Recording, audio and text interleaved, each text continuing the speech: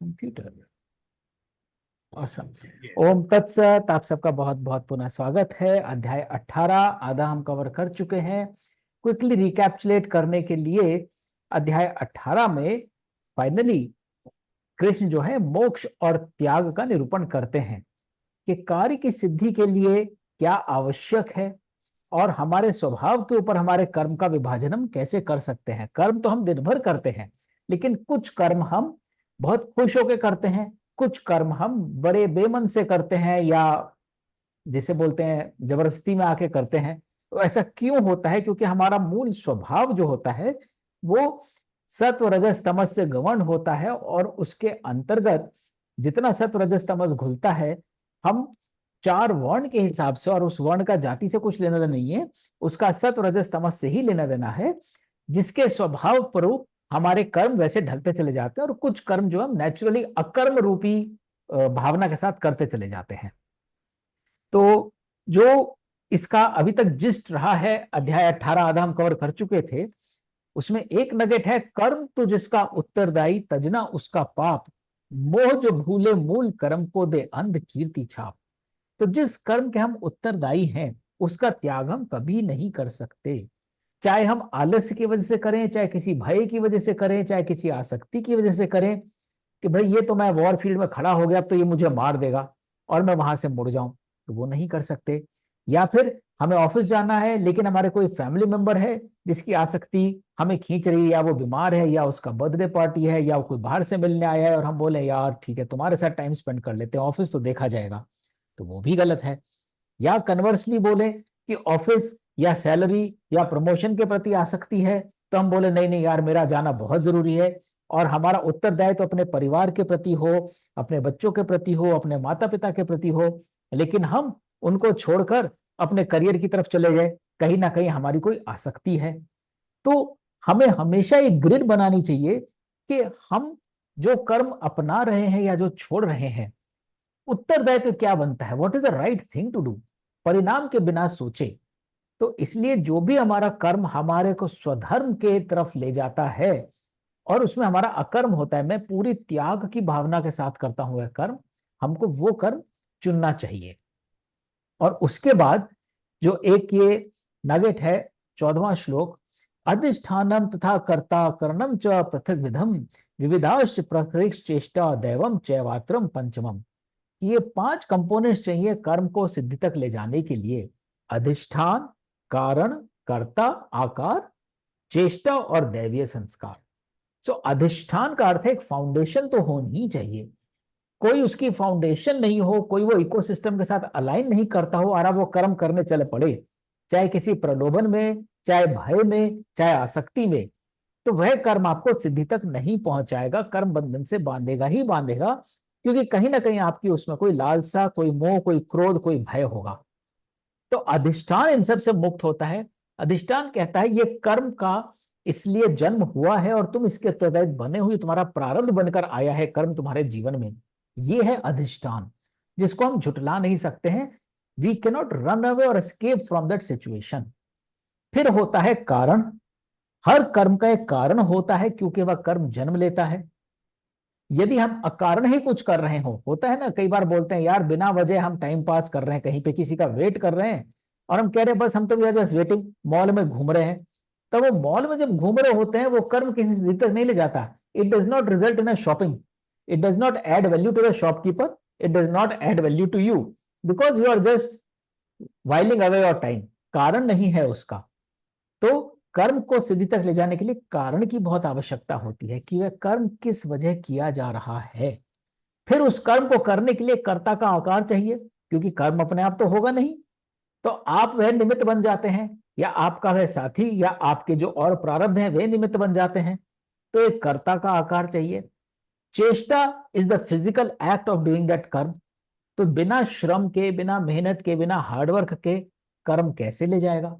और दैवीय संस्कार, दैवीय संस्कार इज नॉट लक और कोइंसिडेंस। दैवीय संस्कार इज जो हमने पढ़ा था देवासुर संपदा द्विविभाग योग में, कि इसमें क्षमा होना चाहिए, धैर्य होना चाहिए, प्रेम होना चाहिए, ये दैवीय संस्कार हैं। अगर त्याग होना चाहिए सबसे बड़ा, अगर ये सारी चीजें कंपोनेंट्स हैं उसमें, तो अवश्य सिद्धि तक ले जाएगा। और सिद्धि और परिणाम में फर्क होता है। हम बोले हमने सब किया, परिणाम वो क्यों नहीं निकला। परिणाम की आशा रखना ही आसक्ति हो जाती है, तो वह दैवीय संस्कार बचा ही नहीं। उसमें आपने आसक्ति का थोड़ा सा तड़का लगा दिया, घुल गई उसमें आसक्ति। तो सिद्धि तक ले जाने का अर्थ है जो उसका प्रारब्ध है, जहां इस कर्म को ले जाना था वो आपको वहां ले जाएगा।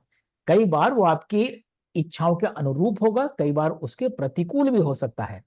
लेकिन हम परिणाम नहीं सोचते, हम ये सोचते हैं हमने वह किया जो हम कर सकते थे। मैं पढ़ा लिखा हूं तो मैं दूसरों को पढ़ा सकता हूं, मैं डॉक्टर हूं तो मैं किसी को बचा सकता हूं, मैं पेंटर हूं, आर्टिस्ट हूं तो मैं किसी का चित्र बना सकता हूं। अब वो चित्र अगले को पसंद आए नहीं आए, उसने क्या मोल दिया, वो मेरी परव्यू के बाहर है। मैं तो सिर्फ एक चित्रकार हूं। तो ये जो 5 कंपोनेंट्स हैं, ये हमेशा ध्यान रखने चाहिए कि सिद्धि तक ले जाने के लिए क्या अधिष्ठान था, क्या कारण था, क्या करता था कि नहीं, चेष्टा थी और दैवीय संस्कार थे या नहीं थे। और इसके बाद अपार्ट फ्रॉम सात्विक धैर्य, सात्विक बुद्धि और सात्विक सुख, ये हमने बात करी थी थोड़ी सी, सात्विक राजसिक तामसिक धैर्य बुद्धि सुख। और उसके बाद हम बात करते हैं स्वभाव की। तो जब हम सत्व रजस तमस की बात करते हैं तो हमारे भांति भांति स्वभाव बन जाते हैं अंत भावों से जन्मे। सत्व रजस तम के वेरियस कॉम्बिनेशन से ब्राह्मण क्षत्र शूद्र वैश्य के स्वभाव जन्मते हैं। ये it's a disappointment and Shem कि हमने इतनी गहन फिलॉसफी को जाति में बदल दिया है, कास्ट में बदल दिया है और सोसाइटी को डिवाइड करके रख दिया है। जबकि हम खुद जानते हैं कि वो ब्राह्मण का बेटा वो ब्राह्मण काम ही नहीं कर रहा, वो ब्राह्मण है ही नहीं स्वभाव से।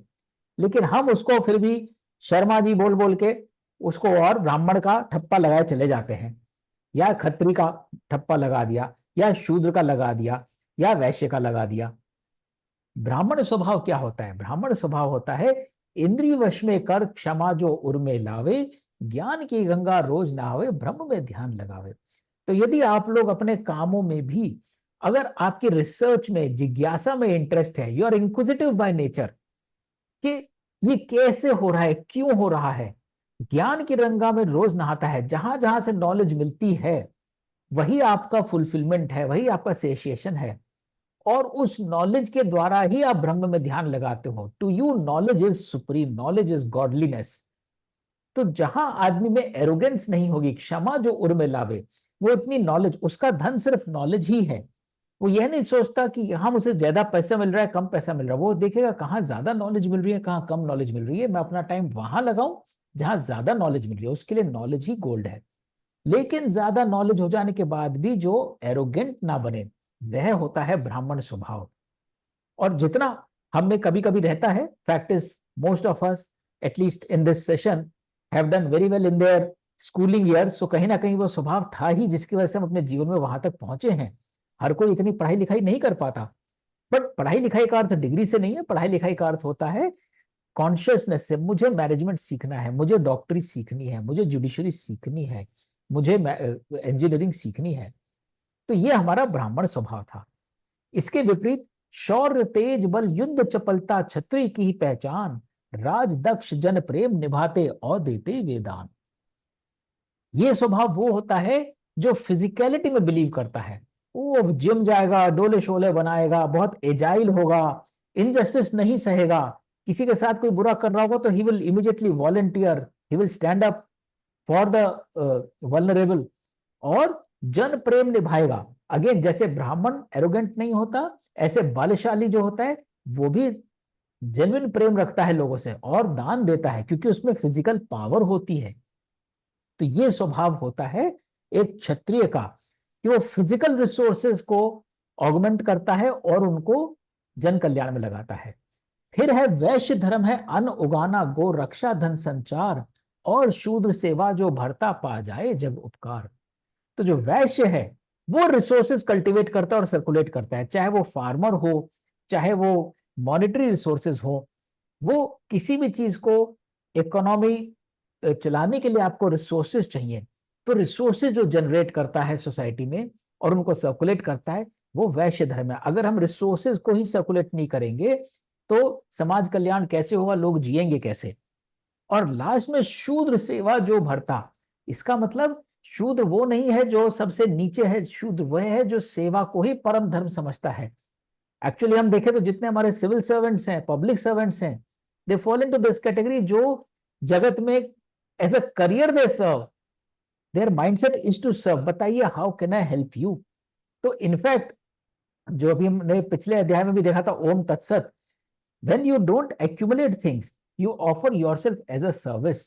और अब तो इंफॉर्मेशन टेक्नोलॉजी में बहुत ही मेच्योर कॉन्सेप्ट हो चुका है, as a service, data as a service, platform as a service, infrastructure as a service. मतलब आप जो ले रहे हो वो एक सर्विस के तौर पे आपको दी जा रही है। There is no product, there is nothing you can hoard. तो ये जो एज अ सर्विस का कॉन्सेप्ट है, it is as old as what is coming in Gita, कि you render yourself as a service. आपका अपना कुछ भी नहीं है, ना ये तन, ना ये मन, ना ये धन। और ये अगर आप फिलॉसफी कैरी करते हो तो ये स्वभाव आपका शूद्र स्वभाव है, जिसमें for everything you see it as a service. जो नर अपना कर्म स्वीकारे सिद्धि प्राप्त हो उसको, मार्ग कर्म से सिद्धि तक का मैं दिखलाऊं तुझको। जिस रूप से ईश जगत का जन्म हुआ फिर व्याप्त, कर्म के द्वारा सिद्धि पूज से ईश को करता प्राप्त। रीति रूढ़ि विद पाप संचाए जाए धर्म विपरीत, स्वयं अधर्मी पुण्य बरत है पाप नहीं किंचित। तो जिसने अपना कर्म स्वीकार लिया है अपने स्वभाव के द्वारा, कि मैं कितना ब्राह्मण हूं, कितना क्षत्रिय हूं, कितना मैं शूद्र हूं, कितना वैश्य हूं, and we can be doing different roles at different points in time. सिद्धि उन्हीं को प्राप्त होती है। उन सिद्धियों से ही, उन प्रक्रियाओं से ही दोबारा दोबारा सृष्टि का संचार होता है और दोबारा वो ईश्वर में विलीन हो जाते हैं। तो आप जैसा कॉम्बिनेशन रखते हो, फैक्ट इज कहीं ना कहीं आप में आसक्तियां भी रहती हैं, मोह भी रहता है, कई बार क्रोध भी आ जाता है, लोभ भी होता है। उस कारण से हम बंधे रहते हैं। वह कर्म बंधन दोबारा हमें लेकर आता है, एक और चांस देता है टू रिजॉल्व इट, और ज्ञान भी देता है हाउ टू रिजॉल्व इट। जब हम उनको रिजॉल्व करते हैं तो हम ईश्वर को प्राप्त करते हैं। जब हम उनको रिजॉल्व नहीं कर पाते तो वापस इस माया मोह के जंगल में आ जाते हैं, to live another life, to repeat the cycle. और जिसने अपने धर्म के विपरीत चला गया है, उसने क्या किया है, उसने पुण्य के बजाय पाप ही एग्रवेट किया है अपना। क्योंकि वो, उसका धर्म कुछ कह रहा था, धर्म मतलब प्रकृति कुछ कह रही थी, उसका स्वभाव कुछ कह रहा था, लेकिन वह एक तरह का पाप है, आप अपने स्वभाव के विपरीत जा रहे थे। लेकिन अगर वह अधर्मी पुण्य का रास्ता अपना ले तो उसमें उसे पाप नहीं लगता। और वो पुण्य काहे से मिलता है? सिर्फ ज्ञान से मिलता है, स्वधर्म से मिलता है। सहज कर्म में दोष भय तो ना कर उसका त्याग, कर्म दोष तो ऐसे कौनते संग धुआं के आग। बहुत वैल्यूबल नगेट है, मैंने खुद एक्सपीरियंस किया है अपनी लाइफ में। जब मुड़ के देखा है तो जो कुछ डिसीजन मैंने लिए थे वो इस श्लोक पे बिल्कुल सटीक बैठते थे, जबकि श्लोक तो मैंने शायद 10-15 साल बाद पढ़ा और समझा। जब हम अपना सहज कर्म करते हैं कि हम तो यही कर सकते हैं, उसमें कहीं ना कहीं हमें दोष आ जाता है। दोष मतलब या तो हमें फेलियर मिल जाता है, या वो हमें उस रास्ते ले जाता है जो हमें पसंद नहीं। तो जहां पे भी हमें उसमें कोई विकार लग रहा है पर वह हमारा सहज कर्म है, तो हमें वह कर्म नहीं त्यागना चाहिए। कर्म के साथ दोष बिल्कुल ऐसा है जैसे आग के साथ धुआं होता ही होता है। अग्नि में जो तेज है, जो उसकी शक्ति है, धुएं से कम नहीं होती। धुआं देख के अग्नि नहीं बुझानी है कि ये तो अग्नि में धुआं है, यहां पे तो प्रकाश है ही नहीं, यहां पे तो शक्ति है ही नहीं। तो जैसे अग्नि के साथ धुआं है, कर्म में कोई ना कोई दोष तो होगा ही होगा। मैं अपनी एग्जांपल दूं तो जैसे मैंने आईआईटी का एग्जाम दिया, पहली बार में मैं क्लियर नहीं हुआ। लेकिन जब नहीं हुआ मेरे को बहुत क्लैरिटी थी ये क्यों क्लियर नहीं हुआ है। कुछ सी के कुछ चीजें, कुछ क्वेश्चंस ऐसे थे जो मैंने शायद कभी पढ़े ही नहीं थे। ठीक है, तो हमारे पास कई बार फेलियर ऐसे आ जाता है, अगर हम उस फेलियर से अपने आप को डिसहार्टन कर ले। कितनी हम लोग खबरें पढ़ते हैं जहां बहुत प्रेशर पड़ जाता है, छोटे छोटे से बच्चे सुसाइड कर लेते हैं, बीमार पड़ जाते हैं, डिप्रेशन में चले जाते हैं, क्योंकि सहज कर्म में कहीं ना कहीं उन्हें दोष दिख गया। नहीं नहीं, ये मेरा नहीं हुआ, आई एम अ फेलियर, या this is too hard for me. अगर आप छोड़ देते हैं तो आप ज्यादा बड़े पाप की भागीदारी बढ़ते हैं, क्योंकि वो आपका सहज कर्म था, वो आपका स्वधर्म था। आप वह कर रहे थे क्योंकि आपको वो अच्छा लगता था। उसमें परिश्रम की शायद थोड़ी और आवश्यकता थी, अधिष्ठान की, कारण की, कर्ता की, चेष्टा की, दैवीय संस्कार की शायद आवश्यकता थी। आप कर्म का त्याग कर देंगे तो वह गलत डिसीजन होगा। सेकेंड टाइम अराउंड उन्हीं कॉन्सेप्ट्स को दोबारा रिफर्श किया, फिर से पढ़ाई करी, and second time around I was through. तो इसलिए नहीं कि बिकॉज आई वाज थ्रू इसलिए वो बात अच्छी है। सेकेंड टाइम क्यों थ्रू हो पाया? क्योंकि कहीं ना कहीं जो चीज कमी थी उसको एक्नॉलेज किया और उसको फिल किया। यदि हम अपनी हारों से, जैसे प्रमोद जी बोल रहे थे हमारे पास फ्री विल नहीं है, अगर हम अपनी हारों से या एक्सपेक्टेड रिजल्ट से डर जाएंगे, बंद जाएंगे, तो हम अपने सहज कर्म का त्याग कर देते हैं। ये हमें नहीं करना चाहिए। बुद्धि आसक्तिहीन रहे, तजे जो मोह अनुराग, कर्म की उसकी सिद्धि हो, पा जाए परम के पाद। सिद्धि प्राप्त कर भक्त मेरा, कैसे ब्रह्म पठाए, अब मैं देता दिव्य ज्ञान, जो मुझ में ध्यान लगाए। तो अब वो बता रहे हैं कि कैसे सिद्धि प्राप्त कर कर मेरे में कैसे लीन हो सकते हो। अपनी बुद्धि को आसक्ति से दूर रखो, मोह और अनुराग से दूर रखो। बुद्धि विशुद्ध युक्त रहे, वश करता है जो इंद्रियां, वाणी लगाम लगाए जो, तजे राग द्वेष की भ्रांतियां। मतलब अपनी अपनी बुद्धि को प्योर रखो, इंद्रियों को वश में रखो, अपनी वाणी को लगाम दो, और राग और द्वेष जैसी भ्रांतियां या भ्रम ना फैलाओ। तो हम जाने अनजाने में कई बार किसी पे शक करने लगते हैं, ये अच्छा नहीं हुआ, ये मेड ने ना जड़ सी जरूर ऐसे किया होगा, वो हमेशा ऐसा करती है। ये हमने क्या किया? अपनी बुद्धि को उसमें थोड़ा सा पल्यूट कर दिया, विदाउट नोइंग दैट कर दी। इंद्रियों की बात हम कई बार कर चुके हैं, we fall to our temptations. वाणी पर लगाम बहुत आवश्यक है। आपकी भावना कितनी भी अच्छी हो, लेकिन अगर आप किसी से तेज होकर किसी से टेंजेंशियल बोलते हैं, इट डिफीट्स द पर्पस। और राग द्वेष, nothing is in your control. हम ये समझे हम जोर से बोलकर, ईर्ष्या कर कर, चिल्ला कर किसी को कंट्रोल कर लेंगे, तो सबसे बड़े बेवकूफ हम हैं। तो ये चार चीजें अगर हम त्याग दें, उसके बाद एकांत पसंद आहार लघु, वश में बेंध पहाड़ी, ध्यान परम हरि ओर लगावे, उत्तम ऐसा प्राणी। एकांत की तरफ जाए, ज्यादा शोरगुल ना रखे, क्योस ना रखे, क्लटर ना रखे, आहार लघु रहे, जितना आपके शरीर को चाहिए, और जिसके वश में मन, देह और वाणी हो, ऐसा प्राणी उत्तम होता है। काम क्रोध बल अहम को तज के, ब्रह्म बने पर छाई, यही जीवन लाभ को भोग के, उह जीवन मुक्ति पाई। जीव जो सात्विक रूप भय, ना इच्छा करे ना शोक, ऐसा मेरा परम भगत, दुर्लभ भय त्रिलोक।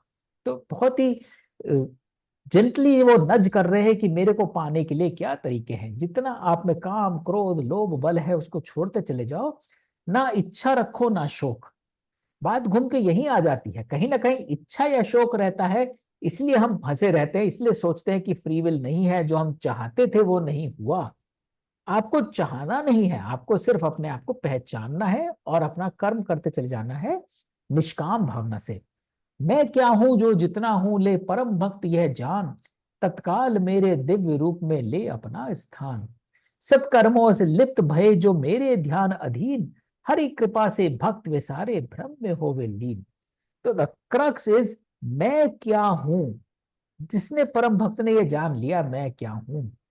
सत्य क्या है? सत्य यह शरीर नहीं है, सत्य यह आत्म है।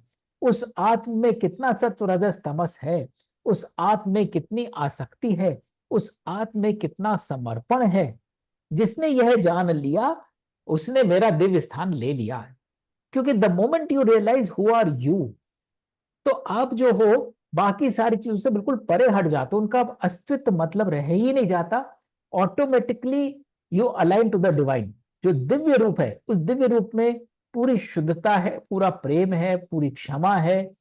आप कहीं हो ही नहीं उसमें। जब आप ही नहीं हो उसमें, तो वह साक्षात ईश्वर का स्वरूप है, क्योंकि उसमें 0.001% भी आप नहीं हो, अहम नहीं है।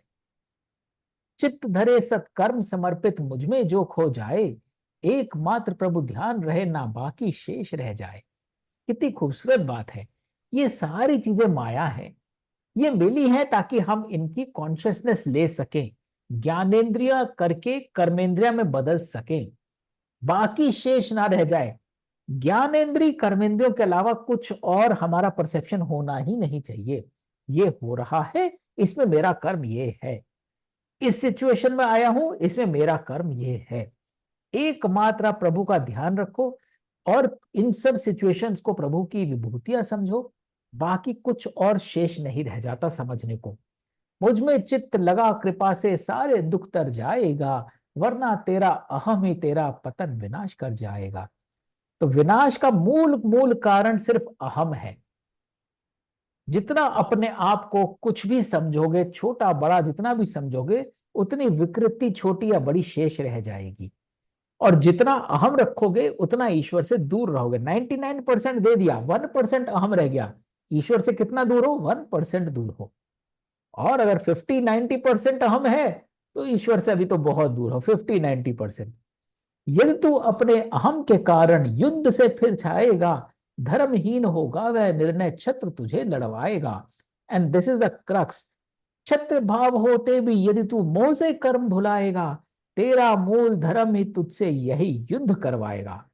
जो लोग बोलते ना, what is the purpose of life, हम बार बार क्यों आ रहे हैं, इस सब का कोई तो मतलब होना चाहिए। मतलब सिर्फ इतना है, हम सब अपने जीव, हम और बाकी जीव भी इस रचना में आए प्रकृति के अधीन होकर, मनुष्य योनि में हमको थोड़ी ज्यादा कॉन्शियसनेस मिली है प्रकृति की अधीनता से दूर जाने की।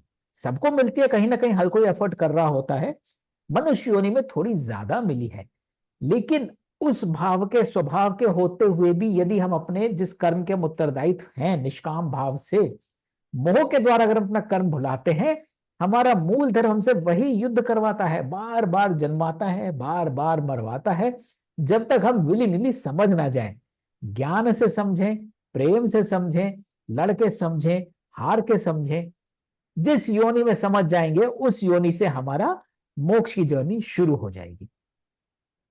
ईश भया हर प्राण हृदय में माया अपरंपार, तिस स्वभाव जो भाग विराजे यंत्र शरीर को धार। ये बहुत इंपॉर्टेंट नगेट है। हर जीव के कोर में ईश्वर बसता है और उसकी माया का कोई अंत नहीं है। जैसा स्वभाव है सत्व रजस तमस का एल्गोरिथम लेके, वैसी वह भाग्य विराज के लाया है। आपका एल्गोरिथम में नंबर ब्लॉक में कुछ नंबर था 257, सत्य था 2, रजस था 5, तमस था 7। अब वो लॉक उस पोजीशन में खुलेगा। वो क्या पोजीशन है? सर्प की हो सकती है, गऊ की हो सकती है, पक्षी की हो सकती है, पक्षु की हो सकती है। और उस शरीर को वैसा यंत्र बनाकर चल पड़ता है अपनी नियति पे। जब आप मनुष्य योनि में आते हो, आपको 111 के पास आप होते हो, आपको सिर्फ उसे 000 पे अनलॉक करना होता है। पर अगर आप सत्य नहीं हो तो आप 1 से 0 आने के बजाय 2, 3, 4, 5 की तरफ घुमाने लगते हो उस नंबर लॉक को। रजस 2, 3, 4, 5, 9, तमस सीधे 9 पे पहुंच जाता है। 999 का मतलब आपको पूरा चक्कर काट के आना पड़ेगा, वो इतना आसान नहीं होता। तो अब हम इस शरीर को सिर्फ एक यंत्र समझें कि हमने कितना सत्व रजस तमस इसमें डाल रखा है। सर्वचित्त से उसी प्रभु की शरण में जाहे पार्थ, वहीं मिलेगी तुझे शांति मोक्ष और पुरुषार्थ। गूढ़ से भी गूढ़ ज्ञान है मैंने तुझको वर्ता, ज्ञान वृद्धि से पोषित होकर देखूं क्या है करता। और ये गीता का एक और नगेट है, यथेच्छसि तथा तथेच्छसि यथा कुरु, कि अब मैंने जो बताना था मैंने सब बता दिया है। And that's the beauty of Gita, it does not seek compliance, unlike many other rituals और scriptures which say do this, don't do this, thou shalt not, ये करोगे तो जहन्नुम जाओगे, ये जाओगे तो स्वर्ग जाओगे। ऐसा कुछ नहीं। मैंने तो गूढ़ से भी गूढ़ ज्ञान तेरे को बता दिया है, ज्ञान वृद्धि से तेरे को पोषित कर दिया है। अब भाई जो करना है तू कर। So the freedom of will, free will comes over here. परम सत्य यह परम गूढ़ है, परम वचन फिर सुन, परम मित्र तू मेरा है यह तेरे हित अर्जुन। कर तू मेरी पूजा अर्चना, कर तू मुझे स्वीकार, मुझको तू अत्यंत प्रिय है बन मेरा ही आकार। This is the message of Krishna to each one of us. मेरी पूजना अर्चना करके मुझे स्वीकार करो। मैं क्या हूं? Again let's recap. मैं कोई मूर्ति नहीं हूं, मैं कोई जादूगर नहीं हूं, मैं सत्य हूं, प्रेम हूं, निष्ठा हूं, अनासक्ति हूं, धैर्य हूं, क्षमा हूं।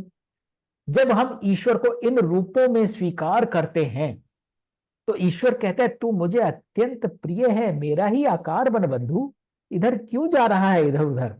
और यही जो फूफा जी कह रहे थे कि come to me and be with me, मेरा आकार बन, मुझको तू अत्यंत प्रिय है। हम सब अत्यंत प्रिय हैं, लेकिन हम भूल जाते हैं हम किसके प्रिय हैं। हम किस किस के प्रिय बन जाते हैं? मकान के प्रिय बन जाते हैं, धन के प्रिय बन जाते हैं, ओहदे के प्रिय बन जाते हैं, प्रिय हम ईश्वर के हैं। तो यही कह रहा है कि मुझे स्वीकार कर, और मैं, तू तो मुझे बहुत प्रिय है, मेरा आकार बन। तज के सारे धर्म जगत के ले तू मेरी शरण, सब पापों से मुक्त रहेगा चिंतन ना बंधन। ये बहुत ही मिस कोटेड, मिस इंटरप्रेटेड श्लोक है गीता का।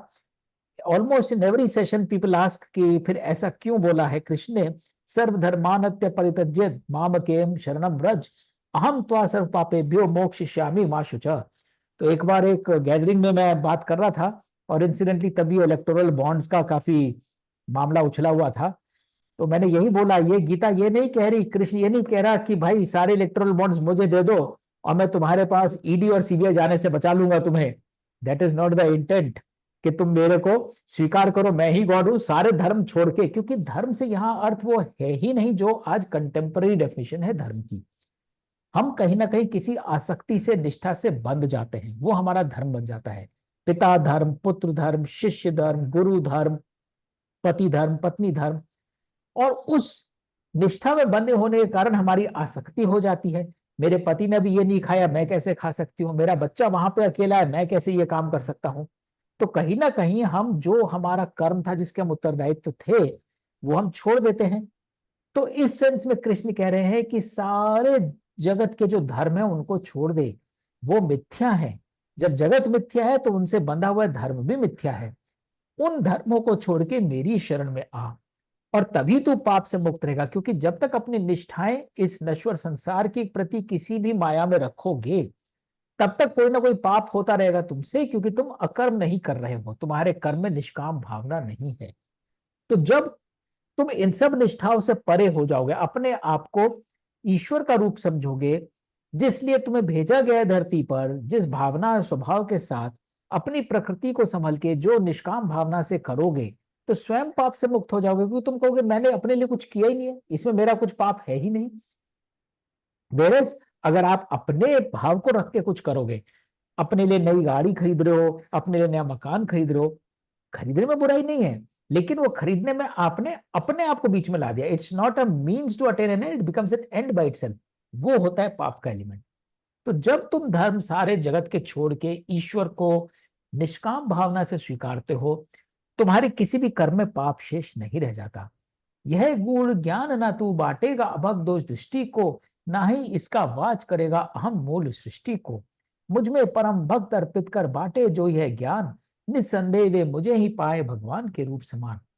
तो ये क्यों लिखा है, अगेन ये भी थोड़ा मिसइंटरप्रेटेड होता है कि भाई ये ऐसा नहीं कि सीक्रेट है और सिर्फ फेथफुल्स को देना है, इनफिडल्स को नहीं देना है।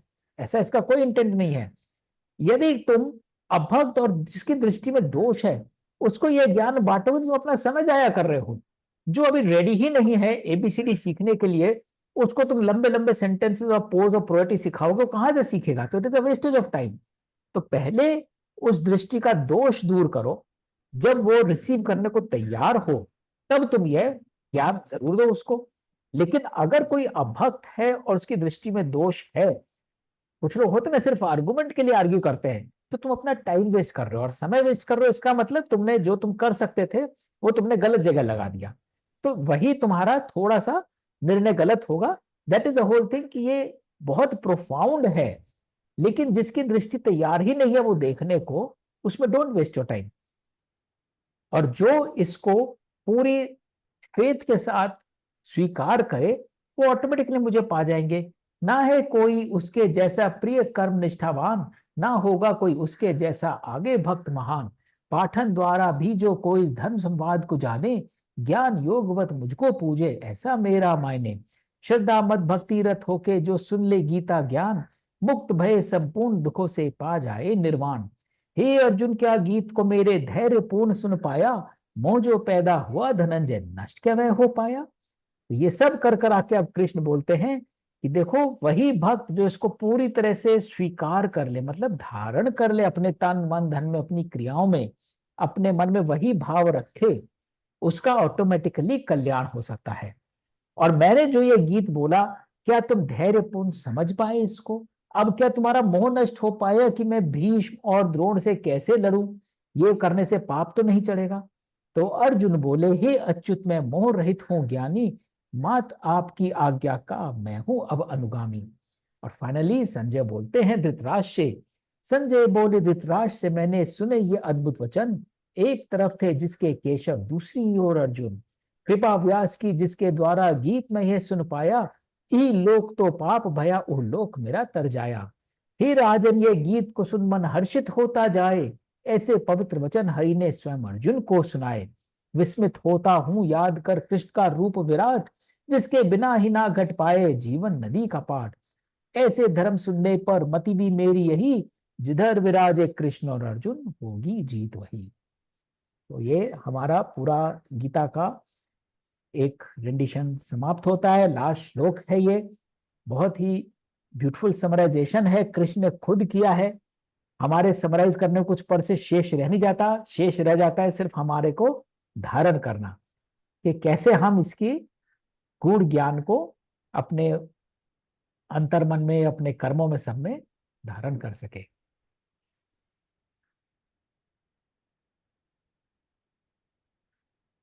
मुझे वो आपका नंबर लॉक वाला बहुत बहुत एकदम सटीक लगा, और मैं अपने ऊपर ही सोच रही थी कि इसको मैं अपना ओम तत्सत या बिल्कुल तमस रजस एंड सात्विक उसमें फिट करके देखूंगी कि कहाँ कहाँ, और हर हर एक्ट में ये चीज आएगी। बिल्कुल, हर एक्ट में, हर भावना में, हर हर फीलिंग भावना। में। अब फील कर रहे, फील करते करते लगा यार ये नहीं, वो कलर ज्यादा अच्छा था, करेक्शन। क्या कौन सी चीज बांध रही है आपको, वो ज्यादा अच्छा क्यों था, and then you correct yourself, अरे नहीं जो आएगा वो अच्छा ही आएगा। तो it's a state of mind completely. आप अपने आप को 1:10 की स्केल पे खुद रेट करें तो कहाँ पाते हैं? मैं तमस से तो बहुत दूर हूँ, तमस में तो आई थिंक जी। I am very close to zero. और छोटा मोटा कभी अनजान या अज्ञानतावश आ जाता होगा, पर से तो गुस्सा भी नहीं आता, बट फ्रस्ट्रेशन कई बार आता था, तो अभी फ्रस्ट्रेशन भी निकल गया है। राजस अभी भी है, राजस में I am sure it is because of my education and corporate career. तो जो आपकी प्रकृति में घुल मिल जाती है, कॉम्पिटिटिवनेस कह लो, एक रिजल्ट ओरिएंटेडनेस कह लो, तो राजस में तो मैं अपने आप को अभी भी 4 पे समझूंगा। मतलब अगर गोल 0 है, क्योंकि इसमें गोल उल्टा है, गोल 10 नहीं है, गोल 0 है, 0 0 0 होना है, निर्गुण होना है। तो तमस पे तो आई एम श्योर काफी हद तक मैं 0 पे ही होऊंगा, मेरे अनजाने में शायद 1 पे पड़ा हुआ हूं मैं, जो कोई और आप लोग ही बता सकते हैं, साथी लोग बता सकते हैं, ब्लाइंड स्पॉट होगा तो। रजस में I would still say I am on 4। तो देर आर थिंग्स, बहुत ही हंसी वाली एग्जांपल है, लेकिन अगर मैं ट्रेन में बैठ के जाऊं तो I have to sit in the direction in which train is moving. I can not sit in the opposite direction, it still bothers me. I have tried experimenting, बैठा हूं जानबूझ के उल्टा बैठा हूं, चलो आज उल्टा बैठ के जाता हूं, but I realise how bad I feel. So I am still working on that. तो that's a very knocker situation, but ऐसा मेटाफोरिकली बहुत सिचुएशंस हैं जिनमें मेरे को परेशानी होती है। सत में I would say intention wise I am pretty close, but वो कर्म में परिणीत होते होते अभी मेरे को लगता है मेरे से बहुत आगे ज्ञानी महात्मा हैं, सिद्धि महात्मा हैं जो सत होंगे। तो I I don't even, can't even rate it, क्योंकि मेरे को it will be an audacity for rating my self on सत्व। मुझे यही नहीं पता कि मैं कहां पर हूं, इंटेंशन मेरी पूरी है कि हाँ ना घुले कहीं। That is at least how eye view it.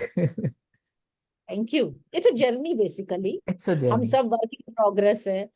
मैं आपको अगला यही पूछने वाली थी कि आप जब दूसरों से मिलते हैं तो आपको एक थोड़ा ब्रॉड आइडिया होने लग जाता होगा कि ये इसका रजस ऐसा है और इसका बिल्कुल तमस बिल्कुल ऐसा बिल्कुल। है। अभी आप जी 5 मिनट किसी से बात करेंगे, उसकी बातों जी। से, उसकी बॉडी से, उसके खान पान से, उसके विचारों से पता चल जाता है ये उसका नंबर लॉक क्या है।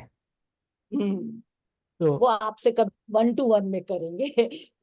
हाँ यू हाँ। नो बिल्कुल। खुद से तो खुद को हम जनरली थोड़ा मुश्किल होता है, बायस होता है, या तो हम एक्सट्रीम पे सोचते हैं कि नहीं मैं मतलब खराब हूँ, यूजलेस, या अपने को कन्विंस करते रहते हैं।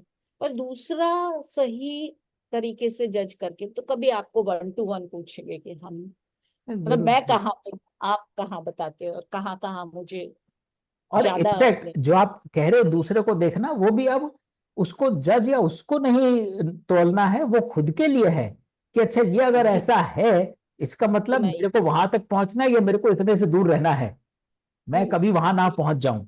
इट इज मोर अबाउट हाँ, again self, not about the other person. वही बात है। दूसरे को देखो ये लगता है कि अगर ये ऐसा गुस्सा कर रहा चिल्ला रहा है, पर मैं ना कभी ये करूं, हाँ हाँ, एग्जैक्टली। है ना। हाँ, तो वो तो बात सही है आपकी। Interesting. But it's a journey, no doubt it's a journey. और मैं तो जितनी बार ये गीता करता हूँ उतनी बार बहुत आनंद आता है, वो रीइंफोर्समेंट होता है और कोई बात नहीं, क्योंकि ह्यूमन है तो फिसल जाते हैं इधर उधर, हाँ, आसक्तियां भी बिल्कुल हैं। बिल्कुल। बिल्कुल वही मैं कह रही हूँ तो ना, पिछले अविनाश हफ्ते। जी, कभी आपको गुस्सा नहीं आता है? कभी नहीं आता, नेवर, भाव में दैट भी नहीं आता। That's that is amazing. हाँ हाँ हाँ, आई डोंट नो। आता ही मुझे नहीं। भी या बहुत, बिकॉज मुझे भी नहीं आता। मैं हाँ गुस्सा कर ही नहीं सकती ना कभी सर, आज से नहीं हमेशा से। मैं कभी बच्चों पे गुस्सा करूँ ना, तो मैं, मेरी नींद खराब हो जाती है। तो नहीं, मैं नॉट भी नहीं बच्चे करती। नहीं, मतलब आप कोई, अगर कोई और कोई ऐसा कुछ करता है जो कि आपको पसंद नहीं आता, तो फिर आप, मैं दूर मतलब हो बच्चों जाती से, चलो बच्चों पे तो आदमी नहीं गुस्सा करेगा, लेकिन दूसरे लोगों पे तो तो कभी आ दूसरों का जाता है। तो राजेश जी, हूँ। दूसरे तो हाईली, मायने। ये इंटरनलाइज नहीं कीजिए। कई बार आपको दिखाना पड़ता है कि देखो ये काम सही नहीं हो रहा है, पर उसको आप इंटरनलाइज मत कीजिए, अंदर से मत उसको करिए। कई बार आपको सिचुएशंस होती है कि आप हर सिचुएशन में ये नहीं कर सकते कि हाँ जी बहुत अच्छा है, बहुत अच्छा है। Exactly you, exactly. हाँ, हाँ पर उसको लेकिन, आप अंदर बताइए। हाँ लेकिन गुस्सा एज अ भाव इज अ डिफरेंट भाव। कोई काम अच्छा हाँ, नहीं हुआ तो call it out is a different भाव। And I would say to a large extent I might have inherited from my grandfather. I have never heard him speak in a high voice, पर वो जो बोलते सटीक बोलते थे, तो बोलना ही काफी आ जाता है। तो उनसे शायद इम्बाइब किया है कि कुछ आपको कॉल आउट करना, you can call out without raising your voice. और दूसरी बात है भाव में, तो भाव में गुस्सा तो राजेश जी इसलिए नहीं आता कि दूसरे शायद, ये ऐसी फीलिंग रही है दूसरे कभी इंपॉर्टेंट रहे ही नहीं है मेरी जिंदगी में। तो जो चीज इंपॉर्टेंट ही नहीं है उस पर मैं रिएक्ट भी क्यों करूं। तो अगर कोई सिचुएशन ऐसी है जिस पर लोग आमतौर पर गुस्सा होते हैं, किसी ने आपकी चीज ले ली, किसी ने आपको बदनाम कर दिया, किसी ने आपकी चोरी कर ली, तो call it a divine blessing. I have never attached my self. अगर उसने कर लिया वो उसका कर्म है, मैं क्यों उस पे, मतलब मैंने कभी सोचा भी नहीं कि मुझे गुस्सा करना है और फिर गुस्से को रोकना है, तो कभी आया ही नहीं। और जब स्वयं को पहचानना शुरू किया, whenever a teen age या age adolescence age, I was aware of it कि नहीं गुस्सा नहीं आता, देन आई जस्ट एंश्योर्ड कि वो वहीं रहे। वो ऐसा नहीं हो कि मैं फिसल जाऊं और गुस्सा करने लगूं। जबकि I must tell you, in my family almost everybody loses temper. So ऐसा नहीं कि एनवायरमेंट में नहीं है, बट अंदर ही अंदर मैं बहुत हंसता हूं उन सब पे, और बहुत खुश होता हूं कि देखो ये, he has let loose, what is he gaining? So I have a lot of entertainment when somebody else loses his temper in the family.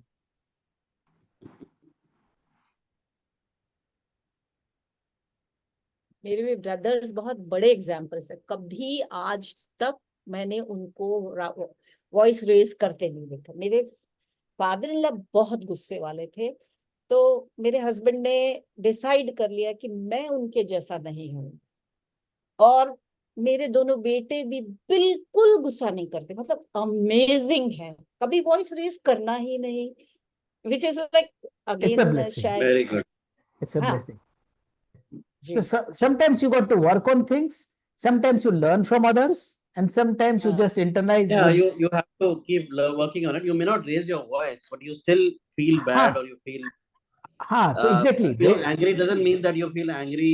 You're actually raise a reacting, voice. and you're hitting somebody. Not like that, but there's an हाँ anger inside हाँ, नहीं तो when you see something wrong happening. करें। सो जी, पहली चीज तो उसी को मारना है, but yes, depending on where you are, आपको शुरू आप बाहर से करोगे तो सम पीपल बिकम वायलेंट, तो पहले वायलेंट एक्ट को रोकना है, फिर रेजिंग द वॉइस को रोकना है, फिर उस इमोशन को रोकना है। तो क्योंकि आप डायरेक्टली इमोशन नहीं रोक सकते हो, आपका रिफ्लेक्स एक्शन है, जिनकी हैबिट बन जाती है वो वहां तक जाते हैं। तो cure will start from outside. लेकिन पहली चीज अगर आप कर सके तो वही है कि उसको निप इन द बड, उसको, उस भाव को भी नहीं, क्योंकि गुस्सा करने का अर्थ यही है कि कहीं ना कहीं किसी चीज से आप अटैच्ड हो, किसी रिजल्ट से, किसी एक्शन से, किसी बिहेवियर से। तो it's more about you than the other person, why are you getting attached with that. हो सकता है कुछ पैसे का नुकसान हो गया, किसी को भेजा, वो कुछ मूर्ख कुछ और ले आया, एंड आप गुस्सा कर बैठे, ये थोड़ी मंगाया था, सारा नुकसान कर दिया। तो you have to think what are you attaching yourself with, and फिर वो चला जाता है। ये तो कॉन्शियस है, और ऑनेस्टली फॉर्चुनेट रहा हूं मेरे को कभी ये कॉन्शियसली भी नहीं करना पड़ा। मतलब वो ब्लेसिंग ऐसी रही कि कभी वो एंगर एज अ भाव ही नहीं आया। पर जिनको आता हो उनको वो रिफ्लेक्ट करना चाहिए कि वो किस चीज से अटैच कर रहे हैं अपने आप को। कई बार अपसेट होते हैं, जैसे आप बोल रही हो, आपको कुछ हाँ, चीजें और बहुत कुछ, वो चीज जब आप बच्चों को चाहते हो कि वो सही डायरेक्शन में, जो आप सोचते हो सही है, I mean you have to be ethical, good human being, compassionate रहो, यू नो, अंडरस्टैंडिंग रहो, वो सब चीजें होती हैं। तो मैं पर्सनल, मैं ज्यादा कर रही हूँ, पर मेरा ऐसा रहा कि मैं जहाँ मुझे ठीक नहीं लग रहा, बजाय चिल्लाने, डांटने, थप्पड़ मारने के, मैं चुप हो जाऊंगी। And they would know कि माँ is not approving of our behavior if she's not talking to us. So they would come back कि माँ मैंने क्या किया। At that time you tell कि भाई this is what I, and they get to know. तो rather than raising voice, चीजें फेंकना, वो सब करना, just keep quiet और अपना मंत्र बोलो और अपने आप को कंट्रोल में रखो। I mean, this is one way of doing it. हालांकि बहुत बार सिचुएशंस होती हैं जहां आपको लगता है कि I mean, it's police beyond. में जी, जिनकी फैमिली में पुलिस में है, उनके सीनियर्स, उनके घर में रहिए आप कुछ दिनों। पुलिस मतलब देखिए, में काम में जो अलग बात, जॉब, मेरे पापा एक्साइज में थे, पर कभी कभी उन्होंने साला वर्ड भी नहीं यूज किया। पुलिस है एक ऐसा डिपार्टमेंट है जिसमें बगैर गुस्से के चलेगा ही नहीं। अगेन दो चीजें ना प्रमोद जी, एक जैसे संध्या जी ने बोला ऑप्टिक्स, अपना कर्म के लिए, कर्तव्य के लिए आपको पता है वो क्या लैंग्वेज समझ रहा है। तो आप कर्तव्य के लिए शायद आप लाठी भी चलाओगे, अब अर्जुन भी बाण तो चला रहा है ना, पर कृष्ण ये थोड़ी कह रहे गुस्सा होके बाण चलाओ। तो आप वार तो कर रहे हो, कर्म तो कर रहे हो, लेकिन आपका भाव वो नहीं है कि मैं इसको क्षति पहुंचा रहा हूं, मैं इसको कंट्रोल कर रहा हूं। आप वो कर्म कर रहे हो जो उसका नियत है, जो उसने खुद इन्वाइट किया है अपने ऊपर, लेकिन आपको उससे डिटैच रहना है। उस कर्म से और भावना के बीच में चाइनीज वॉल होनी है। तो और ऐसे भी मैंने पुलिस ऑफिसर्स भी देखे हैं जो स्ट्रिक्ट होंगे। सो स्ट्रिक्टनेस इज वन थिंग, जो काम भी करेंगे, शायद डंडा भी चलाएंगे, लेकिन एज अ प्रकृति, एज अ स्वभाव जेंटलमैन होंगे। तो एक चीज जो आप बोल रहे हैं वो अपनी जगह सही है, क्योंकि मेजोरिटी में वही होगा जिसका काम ऐसा है, वो घर पे भी ऐसा हाई स्ट्रंग ही रहेगा और गुस्सा भी करेगा। बट द मैसेज इज, काम अलग चीज है, भावना अलग चीज है। भावना में प्योर रहिए, कर्म वो करिए जो आप प्रारब्ध है। अब आप अपने पुलिस की नौकरी बजा रहे हैं, सामने भीड़ है, लाठीचार्ज करना है, तो आप करेंगे, लेकिन वो आप कर्तव्य समझ के करेंगे। वो आपको उत्तेजित नहीं करेगा, वो आपको स्ट्रेस नहीं देगा। That's the difference. लेकिन ऐसा हम नहीं, वो कर्तव्य फिर लेकिन वो शामिल हो जाता है बिहेवियर में। थ्री थ्री प्रोफेशंस ऐसे हैं जिनमें घर में और ऑफिस में कोई फर्क नहीं रखते लोग। एक है टीचर का प्रोफेशन, एक है पुलिस का, और एक है आर्मी का। ये दोनों जगह एक से रहते हैं। देखिए, तो यू वो कैन उनके increase the list, you can increase the list. Doctor आप बोल सकते हैं सारे घर को क्लिनिक बना रखा है, हाइजीन के मामले में अल्कोहल की स्मेल आ रही नहीं, है सारे में। So where you draw the line, it नहीं, इज अप टू यू। हाँ, तो वो ऐसा है कि सभी लोग यदि इस बात को समझ लेते और कोई गुस्सा न करे तब तो ठीक है। लेकिन यदि कोई एक गुस्सा करता है तो उसके रिएक्शन में दूसरा भी गुस्सा करता है। नहीं तो वो गलत है ना, वो तो जस्टिफाइड नहीं बेसिकली है। देखिए, वो रिएक्शन की तो क्या सारी है, बात हो रही है प्रमोद जी। एक्चुअली अगर आप रिएक्शन नहीं करो तो दूसरा बंदा हाँ, गुस्सा तो ठंडा हो नहीं जाएगा। कर पाता। हम्म एग्जैक्टली अगर आप रिएक्ट ही ना लेकिन करो तो आप एक स्पॉन्टेनिटी होती है सर, वो स्पॉन्टेनिटी नहीं जाती ह्यूमन बिहेवियर से वही तो सारी बात हो ऑन रही है द। प्रमोद जी। ज्ञान जो हाँ, है, तो हम्म, ज्ञान और अभ्यास वो इसीलिए चाहिए। आप अगर आपके ऊपर एक अटैक हो रहा है और आप सोच रहे हो कि उसको हम कूलली पास ऑफ कर देंगे, नहीं होगा। आप जिस युद्ध की बात कर रहे हैं उसमें बगैर गुस्से के कुछ हुआ ही नहीं है। महाभारत के युद्ध में बगैर गुस्से के कुछ भी नहीं हुआ है। पर वो, जो हमें देखिए, वो जो लेकिन टेलीविजन में दिखाई जाती है उस महाभारत की बात नहीं कर रहा हूं मैं, लेकिन जब भी युद्ध होता है तब वार्म ब्लड से होता है। प्रमोद वार्म जी, ब्लड में गुस्सा। हाँ, गीता किस लिए बात कर रही है? गीता इज ऑल मेटाफोरिकल, ठीक है। जो युद्ध हुआ, आप और मैं तो अर्जुन नहीं है, हम तो पिस्टल लेके नहीं खड़े हुए फ्रंट पे आज के जमाने में। Gita is all about the daily battles that you are fighting within. ठीक है, तो उसमें बहुत सारी सिचुएशंस हमारे सामने आएंगी, इर्द गिर्द आएंगी। अगर आप उसमें क्रोध कर रहे हैं तो कहीं ना कहीं आप किसी चीज से अटैच्ड हैं, किसी रिजल्ट से अटैच्ड हैं, जिसलिए आप उससे बंध के और उससे रिएक्ट कर रहे हैं the way you are. And that is what it says. ज्ञान के द्वारा ही, अगर पहली चीज आपको नॉलेज आ गई कि ये सही है ये गलत है, फिर आपको करना है अभ्यास, फिर आपको अपने आप की दिशा मोड़नी है उस आसक्ति से हटके ईश्वर की तरफ। ईश्वर क्या है? Again as I said, not a statue, not an idol, the eternal principles. तो जब आप उनकी तरफ जाएंगे देन यू रियलाइज मैं तो फ्यूटाइल इस पे गुस्सा कर रहा हूं, ये मेरे लिए इंपॉर्टेंट ही नहीं है। ये चीज जिसको आप नुकसान समझ रहे हैं और गुस्सा कर रहे हैं, वो नुकसान ही नहीं है इन द फर्स्ट प्लेस। तो that is how you have to interpret the lessons of Gita, which can be extrapolated even to a war-like situation. So war में ऐसा नहीं है कि आपको उत्तेजना उस होनी जरूरी है। वेबसाइट को जरूर देखें, वो इसलिए कहता हूँ क्योंकि ये जो ग्रुप आपने बनाया है ये तब तक नहीं बन सकता मेरे बिलीफ में जब तक इस पर ग्रेस ऑफ गॉड ना हो। ये जो आप गीता तक पहुंचे हैं या हम उसमें इंटरेस्ट ले रहे हैं, ये सबके बस की बात नहीं है। ये उनके बस की बात है जिन पे कुछ ना कुछ ग्रेस ऑफ गॉड है। वो इस तरह के सब्जेक्ट्स में आएंगे, विलिंगली आएंगे और उनको यहाँ लाया जाएगा। उसके कई कारण हो सकते हैं। तो मैं समझता हूँ अपना ग्रुप बहुत ही ग्रेस्ड ग्रुप है। तो मैं अपने ग्रुप को बोलता हूँ alakgod.com करके एक वेबसाइट है, alakgod.com बाई प्रदीप मुखर्जी।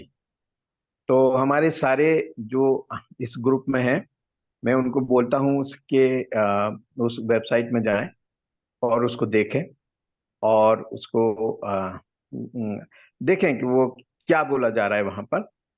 और फिर यदि हम अगले सेशन में या कभी मिले और कभी चैट करने का मन हुआ तो हम उस पर चर्चा करेंगे।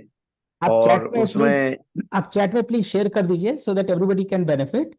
और दूसरा ये है कि definitely no doubt grace of God है, इसलिए है, बट बहुत सारे और भी ग्रेस ऑफ गॉड हैं। People are in their journey at different levels of maturity.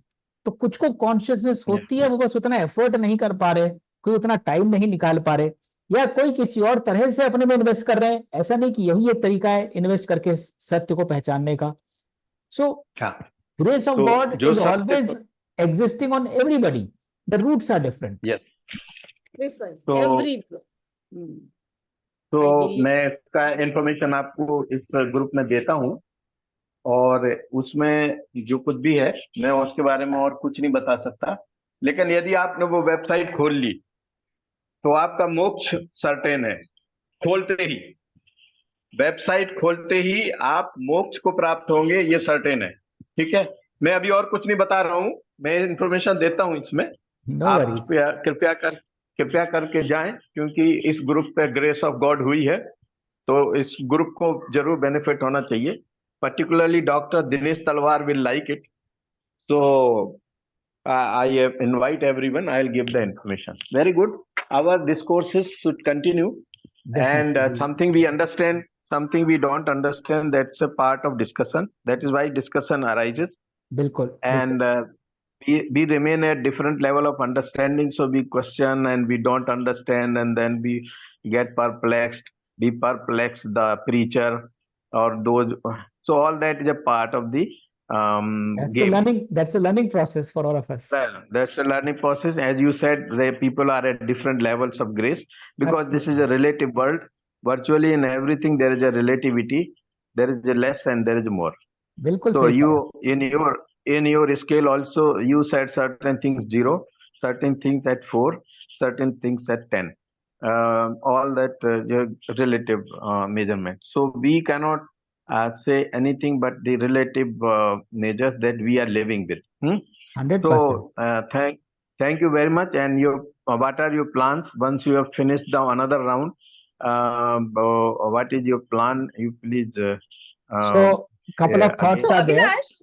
Avinash, before that I had a question. Yes, please.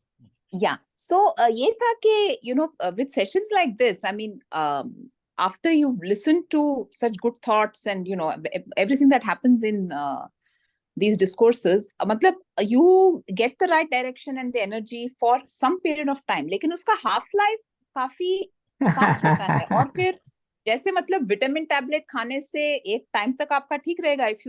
If your supplementation stops, then you start to feel unhealthy again. So yes. I mean, apart from regularly attending sessions like this, I mean, it's, for me at least, it's an ongoing challenge that, for a couple of days I'm keeping the right things in mind, being more self-aware, reflecting वगैरह. लेकिन मान लो कि एक Sunday को मैंने session attend नहीं किया, तो उसका हाफ लाइफ सेट इन हो जाता है, and again I slack back a little bit. Which is natural. Absolutely, you are true, Madhuri. So yeah. it's same thing as it happens with everything else. भूख लगती है, खाना खाते हैं, सेशिएट होते हैं, फिर भूख लगाती है. तो सेम वे ये सेशन से ज्ञान प्राप्ति होती है. जैसे यहाँ से निकलते हैं, फिर माया में घुस जाते हैं, फिर वो अपनी परतें जमाना शुरू कर देता है. So answer lies, one is obviously reinforcing yourself. So one way of reinforcing is, जैसे हम लोग थर्ड राउंड शुरू करेंगे, ये चौथा खत्म हुआ है, पांचवा शुरू करेंगे. तो the beauty of Gita is it's not giving मैंने एक बार पिक्चर देख ली, अब मुझे सस्पेंस से लेके इंटरवल सब पता है, कहानी पता है. इट इज, कहानी तो कुछ नई नहीं है, बट जितनी बार हम इसको थ्रू जाते हैं उतना अफर्मेशंस देते हैं अपने आप को. तो that is one way of taking that supplement. The second is, supplement लेने के बाद अपने डे टू डे में हमें थोड़ा अलर्ट रहना पड़ता है, जिसको हम अभ्यास बोलते हैं. तो चाहे आप एक जर्नल कैरी करें, चाहे आप मेंटली उसको नोट करें, वो बहुत जरूरी है कि जब तक अभ्यास नहीं करेंगे. तो इसलिए मेरा partly what I was about to answer Pramod जी's question was, next couple of sessions, one is there was a request to have one session from Justice Kamleshwarnath. We'll have that, Pupa ji bolenge, and we'll all benefit from that. Outside of that, let us pick up a nugget जिसमें हम बोले ये half life में beyond चला गया और ये हम भूल गए इसको कैसे करना है.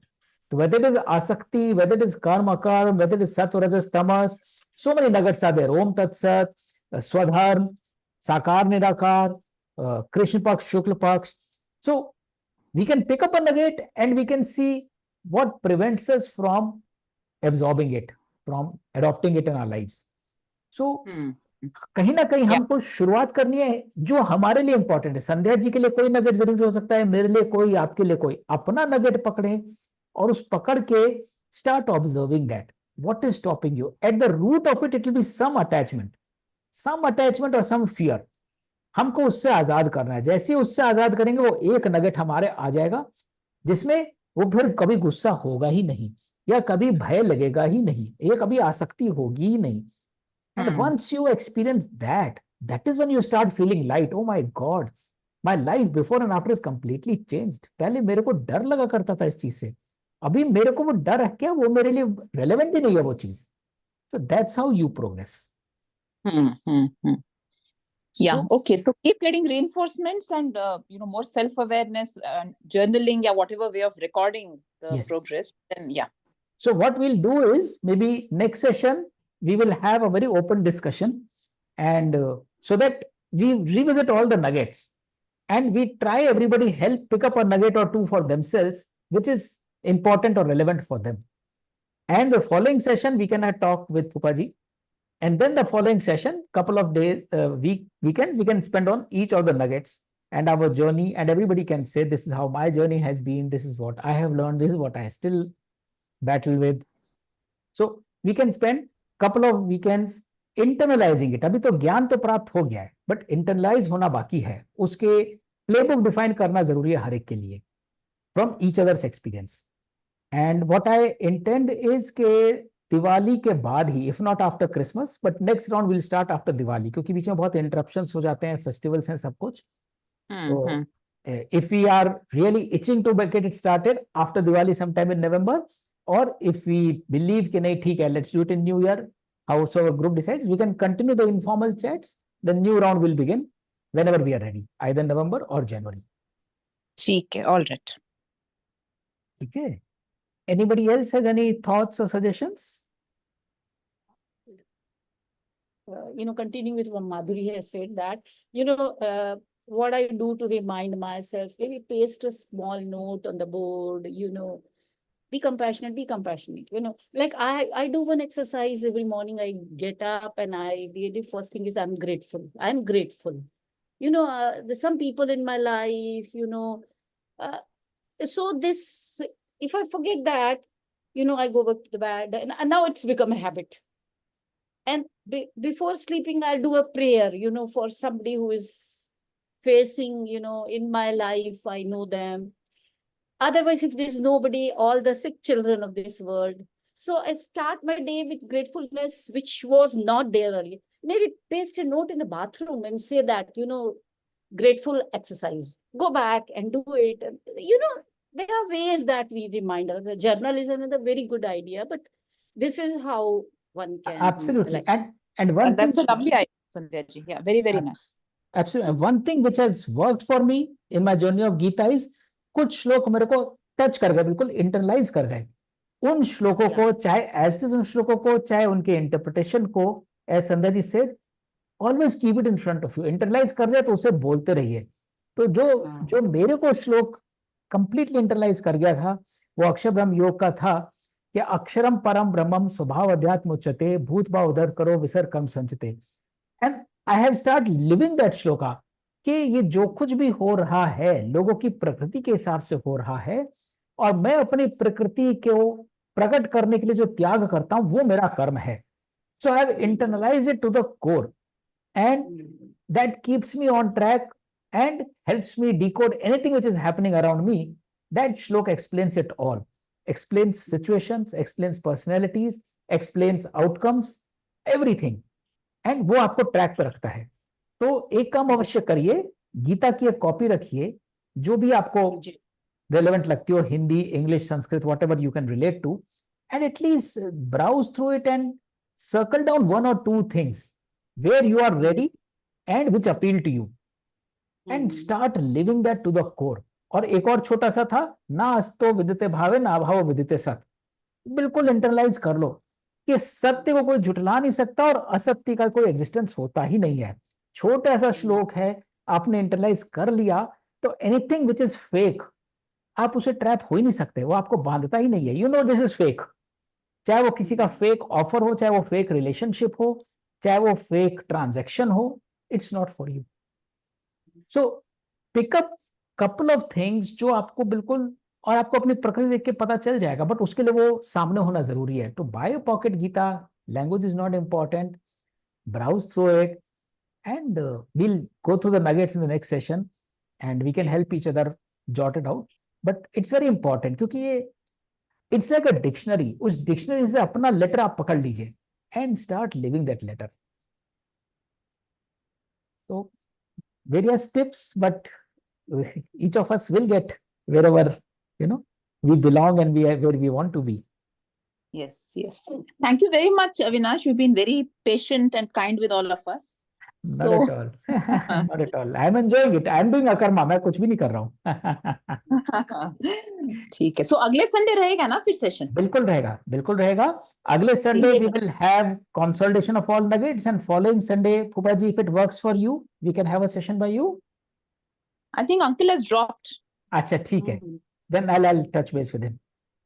ठीक है. Okay. Okay. Om-Tat-Sat. Bye. Bye. Thank you. Bye.